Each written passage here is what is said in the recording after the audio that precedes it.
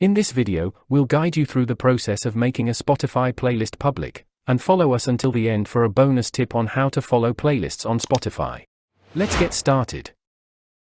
On mobile, open Spotify, select your library in the bottom bar, and tap Playlists at the top. Choose the playlist you want to make public, click on the three dots, and select the Make Public option. If you ever want to remove the playlist from your profile in the future, you can click the Make Private option on the same page. This will immediately restrict access to the playlist, allowing only the creator to view it. On desktop, navigate to the Playlists page within your library, right-click on the playlist you want to share, and choose Add to Profile.